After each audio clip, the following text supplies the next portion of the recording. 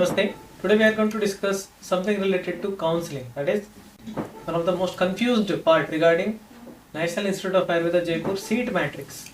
Since so many seats are available and so many categories and reservations, so usually students get confused regarding which seats are basically available for them to be selected from to select from NAE. So this video is for all the students across India to know exactly how many seats are available for that particular candidate, for that particular category, or the in-service, out-service. So all these things will be discussed in detail. So kindly watch this till the end.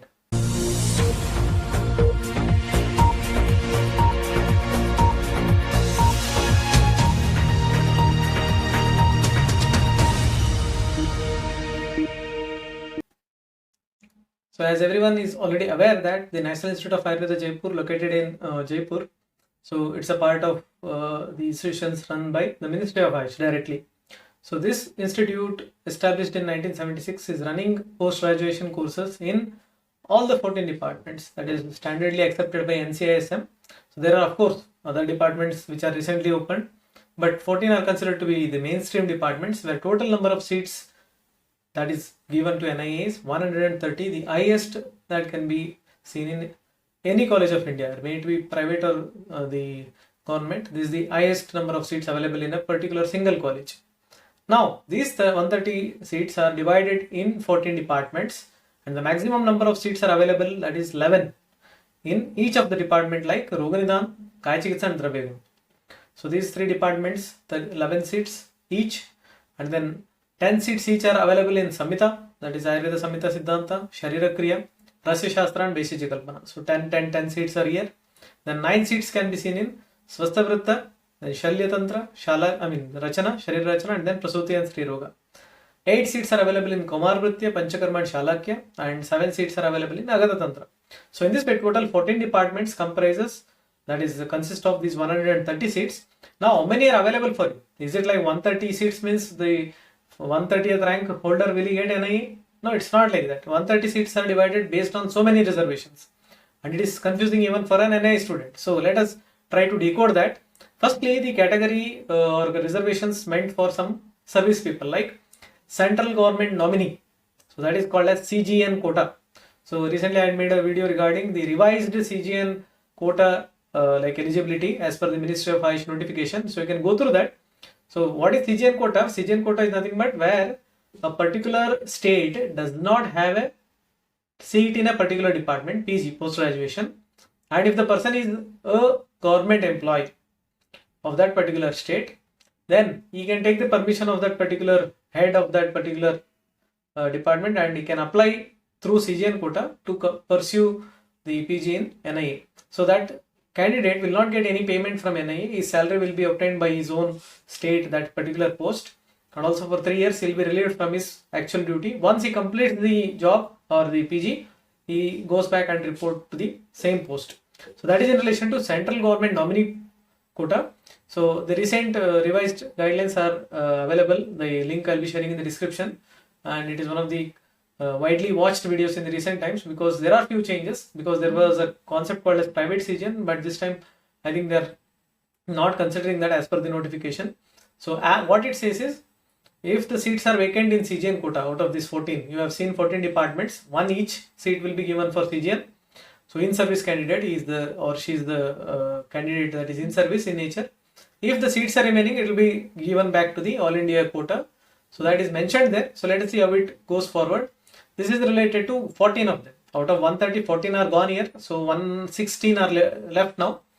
Next, 7 are kept for foreign candidates. So Ministry of AYUSH, keeping in relation with the other countries through the government of India, is offering 7 seats for foreign candidates, out of which 3 are given for BIMSTEC countries, 3 are given for Southeast Asian countries, 1 is for Malaysian candidate. Now you might be confused regarding what is this BIMSTEC. BIMSTEC is nothing but it is basically diplomatic relation between India and other countries, nearby countries. So this is the detail of that. So these countries comprise Bangladesh, Bhutan, India, Myanmar, Nepal, Sri Lanka, Thailand. So 3 seats can be given for this one. So these students are going to apply through ICCR. So the ones who are going to apply, I think they are aware of this.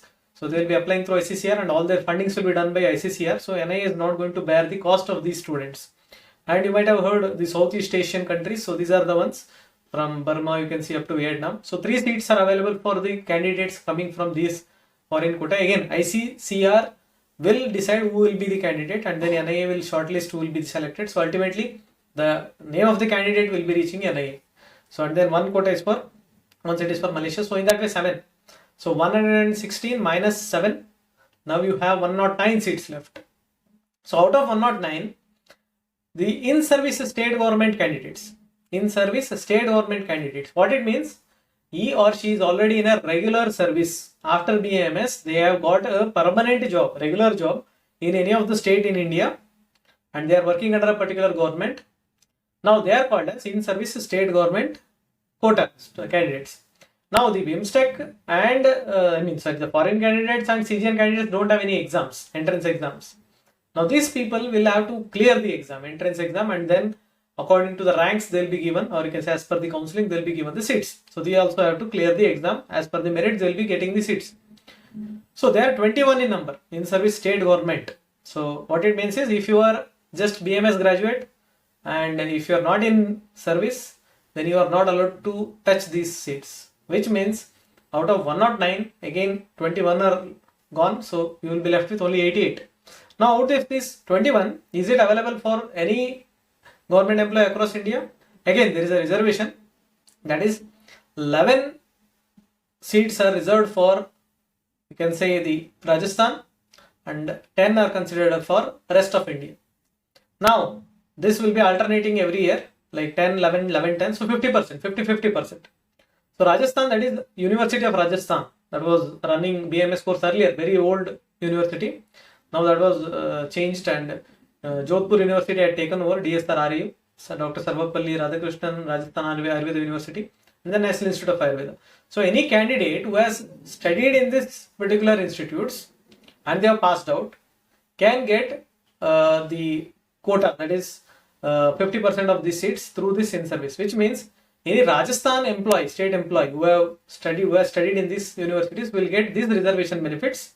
So that is 50% of total in-service quota. So again, based on the central government reservation policy, you have this distribution again. So in this quota, there is no EWS. EWS quota is given for the non-service candidates. So this is how you can see how exactly the quota are divided, again based on central reservation policy. So what it means is, if you are a Rajasthan state employee, permanent after BMS, and if you are a OBC candidate and if you have cleared the exam, where you can take the seat? You can take the seat in OBC quota, that is 2 are reserved exclusively for you. Also you can take in unreserved. So 8 seats are available for you in that way. If you are a unreserved candidate exclusively, you have 6 seats there. If you are a SC candidate, you have 2 plus 6 there. So unreserved is open for all, and rest of them is specifically for the particular quota or the reservation category. Now other universities means any other university other than this Rajasthan University. It could be starting from Jammu up to the Kanyakumari, whatever university you have other than Rajasthan University. 10 seats are allotted, again in service. So in service quota. This is in relation to those 21 seats. What happens to those 21 seats? Now this is in relation to CGN who are already in service, foreign nationals who don't have to give exams again like CGN, then the in service quota who are already in service and through different universities and Rajasthan quota, you know that. Now remaining seats are 88, as I already mentioned. So this is again divided. This is exclusively for all the out of service candidates. Means BMS, after BMS you have not got any regular government job. So you will be taking a seat from one of this, you will be taking one of the seats from this 88. So now you got, it is not 130 basically. If you are just BMS graduate, you have to take one from this 88 only. Again, this is the most confusing part, how this 88 is divided. So these 88 seats are divided again based on state. One is the home state where NA is situated, that is Rajasthan. So 44 seats are exclusively given for Rajasthan, and 44 it is all over India quota. So what does this all over India quota mean? All over India quota mean all states of India including Rajasthan, which means a candidate from Rajasthan can take a seat from those Rajasthan quota. Of course, it is exclusively for him or her. He or she can also take from this all India quota. Means a Rajasthan out of service candidate can take seat from any of these 88, depending on again reservation later, what we are going to see. but they are more benefited from this actually reservation. Now I think you understood. If you are not from Rajasthan, then you have only those 44 seats in which even Rajasthan people are fighting. Now let us go through in detail again how these 88 are divided. So as I mentioned, the Rajasthan quota 44. Now the Rajasthan state is a single state. So now you consider among them, again there is a reservation. That is a student who has passed from NIA, old student of NIA, or they just passed a student of NIA. As a beneficiary, edgeer, they have an exclusive quota, that is 22 seats for them. Exclusively NIA candidate. And this is given for only one time. This opportunity is given for only one time. The old student of NIA who is giving exam for first time and the presently just passed out NIA student will be given one chance, and out of 44, 22 seats are exclusively for them. Exclusive NIA quota. So this is the advantage of having a degree from NIA right now. And next, the remaining 22 seats of Rajasthan, I am talking only about now Rajasthan quota. Remaining 22 of Rajasthan is again divided between University of Rajasthan, UR refers to University of Rajasthan, Dr. Sarvepalli Radhakrishnan, Rajasthan Ayurveda University, which comprises of Jodhpur, Udaipur, and earlier even NIA was coming under that, and then NIA. So again you see here 22 seats are reserved here, which means a NIA candidate can take seat even from the other 22. Whereas the Udaipur Jodhpur student can take only seat from those 22. University of Rajasthan can take seat only from that 22. Whereas an NIA candidate has an opportunity to take from both this 22 to 22. Whereas he exclusively can take from that particular 22. So that is the advantage of NIA student here from this Rajasthan quota. And just remember, a NIA student can also take from seat from all over India.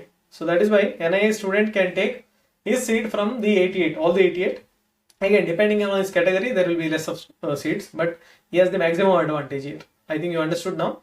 NIA candidate can take seat from NIA quota, of course, and then this DSRRAO, the next 22 quota also. Also, he can take from that 44 from all over India.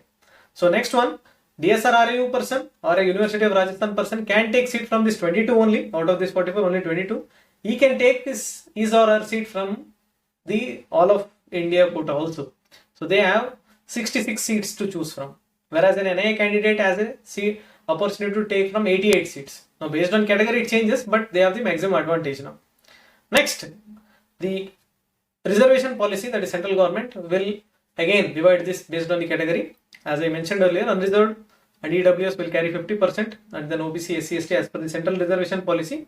So this is how you get the 22 seats. I think this is very clear.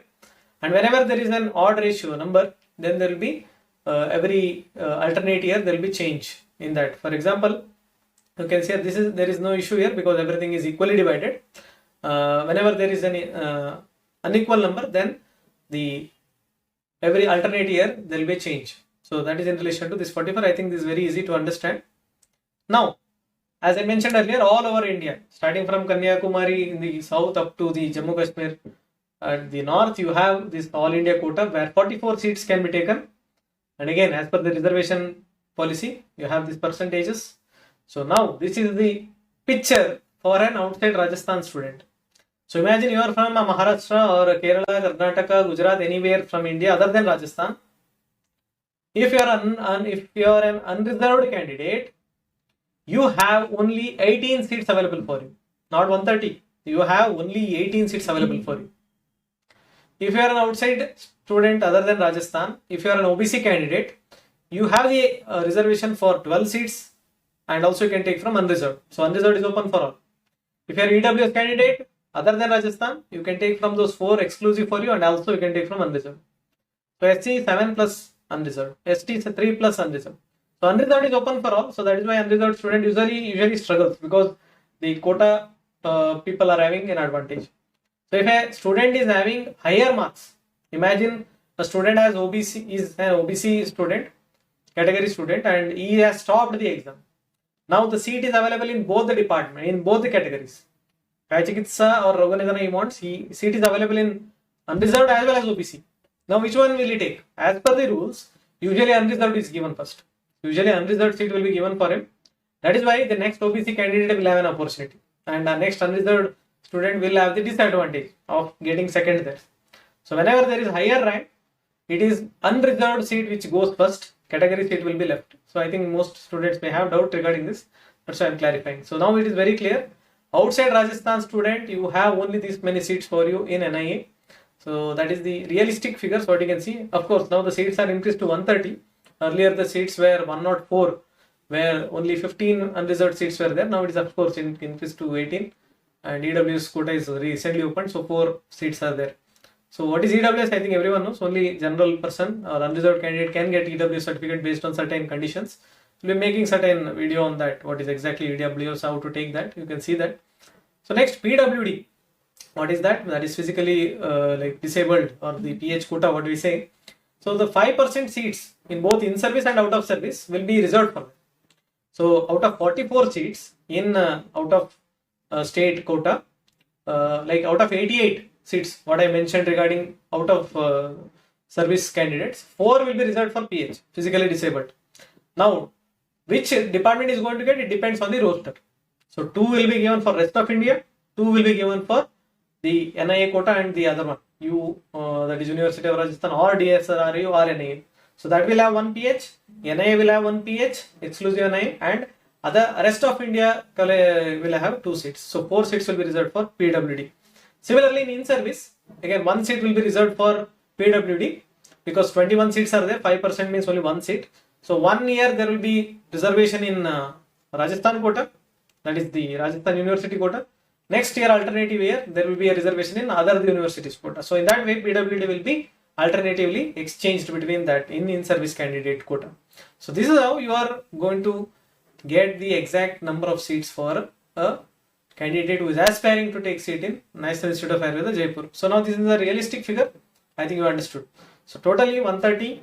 There is a huge, you can say, number with different classifications. So 14 CGL. If you are not a service candidate, you are ruled out.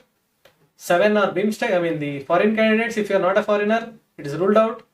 21 in service quota. So if you are not in service, again it is ruled out. So out of service students will have only 44 exclusively for Rajasthan and 44 rest of India. So Rajasthan students have an advantage, and especially the NA candidate will have an advantage because he can take any seat from that 44 depending on the category. So this is how the 130 seats are divided in the National Institute of Ayurveda, Jaipur. So with this information, I think you can have a clear, realistic expectation from the counseling or results. So I think this was informative, or if there was any doubt, you might have got clarified. If still there is a question which is persisting, definitely you can ask in the comment section. Definitely there will be answer given there. So until next time, thank you.